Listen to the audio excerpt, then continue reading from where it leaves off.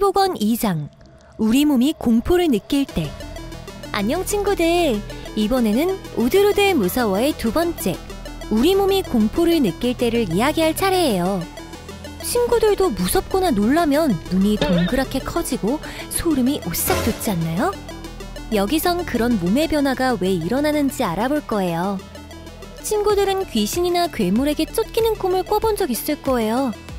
그런 꿈을 꿀 때는 빨리 도망치고 싶거나 몸이 움츠러드는 듯하며 매우 긴장되죠? 이처럼 무언가로부터 위협당하는 듯한 두려움을 느끼는 감정을 공포라고 해요. 기분 나쁘고 다시 떠올리고 싶진 않지만 공포라는 감정은 위험으로부터 자신을 보호하기 위해 꼭 필요해요. 정말? 공포라는 감정에 대해 알아볼 내용은 초등학교 6학년 과학과정 중 우리 몸의 구조와 기능, 그리고 중학교 3학년 과학과정 중 자극과 반응 단원과 밀접한 관련이 있어요. 공포에 대해 배운다고 하니 벌써 무섭나요? 여기서는 공포를 느끼게 되는 몸의 반응에 대해 배울 테니 미리 겁먹을 필요는 없어요.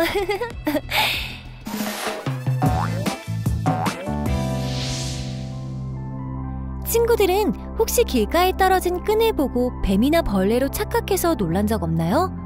아니면 밤에 흔들리는 나뭇가지를 보고 괴물로 착각한 적이 있지 않나요? 이런 현상이 벌어지는 이유는 눈으로 보고 정보를 판단하는 시각체계의 특징 때문에 생긴답니다. 그럼 우리의 시각체계가 어떻게 정보를 받아들이고 판단을 하는지 한번 볼까요? 우리가 맛있는 사과를 볼 경우 눈으로 본 사과의 모습은 눈에 연결된 시신경을 통해서 뇌 뒤쪽에서 시각을 담당하는 영역에 전달돼요.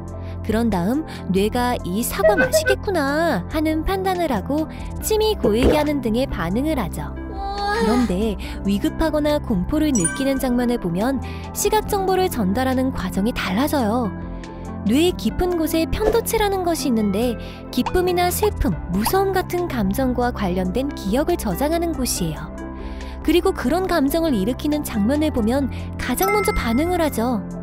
그러니까 무서운 장면을 보면 그 장면이 시각 담당 영역으로 전달되기 전에 편도체에서 먼저 반응을 해버린답니다. 편도체가 이렇게 빨리 반응하는 이유는 위험으로부터 피하거나 즉각 맞서도록 함으로써 우리 몸을 보호하기 위해서예요. 아하! 상황에 빨리 대처하기 위해서 작동하는 반응이지만 가끔 실수가 발생하기도 해요. 자라보고 놀란 가슴, 소뚜껑 보고 놀란다는 속담이 이런 경우를 표현한 거예요. 예전에 자라를 보고 놀란 적이 있다면 편도체가 그 기억을 저장해 두어요.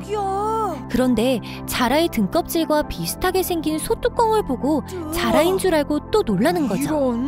소뚜껑의 모양이 시각 담당 영역에 전달되어 판단하기 전에 편도체가 기억했던 모습을 떠올리며 몸이 반응하게 한 거예요. 비슷한 모습을 보기만 해도 뇌에서 진짜 모습을 제대로 파악하기도 전에 놀라는 거죠.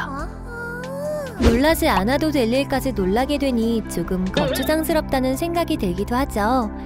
하지만 사고로 다쳐서 편도체가 망가진 사람은 공포를 느끼지 못해서 위험에 대처할 수 없다고 해요. 사소한 일로 깜짝 놀라게 해서 허무할 때도 있지만 없으면 안 되는 중요한 반응인 거죠. 이번에는 공포를 느낄 때 나타나는 우리 몸의 변화에 대해 알아볼게요.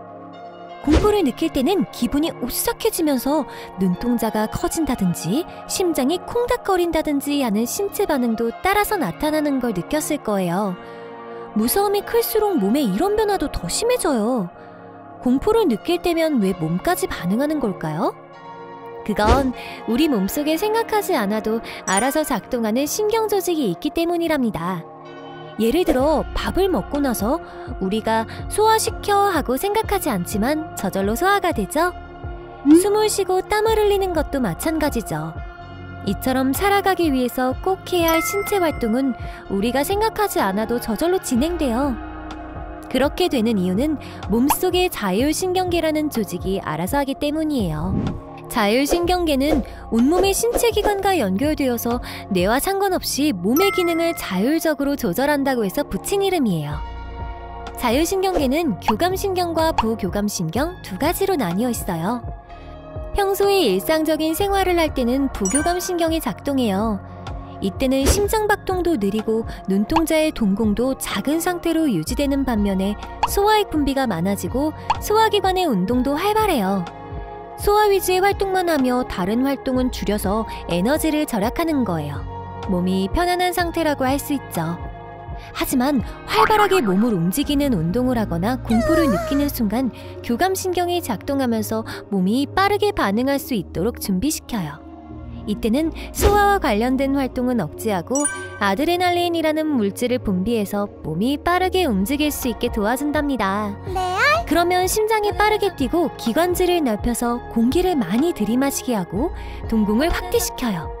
심장이 빠르게 뛰면 온몸에 피가 더 많이 공급되어서 근육이 빠르게 반응할 수 있고, 공기를 많이 들이마시면 뇌에 더 많은 산소가 공급되기 때문에 뇌가 더 활발하게 활동할 수 있게 되죠.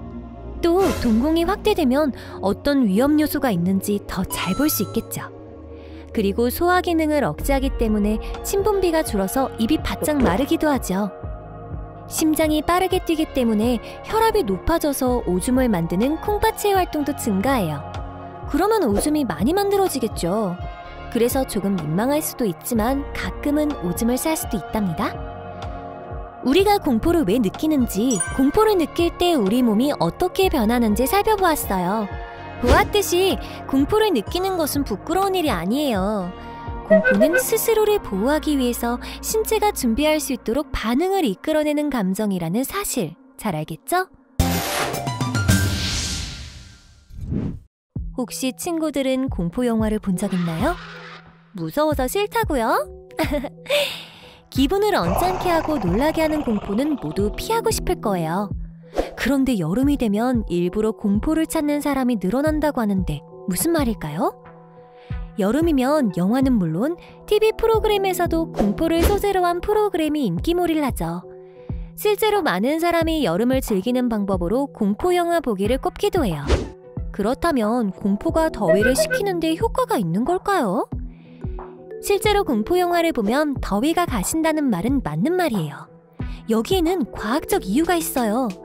사람이 공포를 느끼면 뇌 속의 편도체가 반응하여 교감신경을 활성화시키면 피부의 혈관을 수축하게 만들어서 에너지 방출을 줄이고 심장 박동수를 빨라지게 한답니다. 그러면 신체는 혈압이 상승하고 근육이 경직돼요. 이때 혈관의 혈액 공급이 줄어들어서 피부 온도가 내려가게 되는데, 이 때문에 신체가 서늘함을 느끼게 되는 거예요. 그렇다면 공포로 인한 신체 변화와 쾌감은 어떤 관계가 있을까요? 인간의 감정은 항상 균형을 잡으려 하기 때문에 공포가 일으킨 여러 가지 반응들을 상쇄하기 위하여 교감신경에서는 아드레날린 같은 물질을 분비해요. 아드레날린은 뇌를 자극하기 때문에 정신적으로 짜릿한 쾌감도 같이 느껴지는 거예요. 즉, 공포는 신체적 시원함은 물론 정신적인 짜릿함도 느끼게 해주는 거죠. 우리가 공포를 느끼는 것에는 여러 가지 과학적인 이유가 있었던 거예요.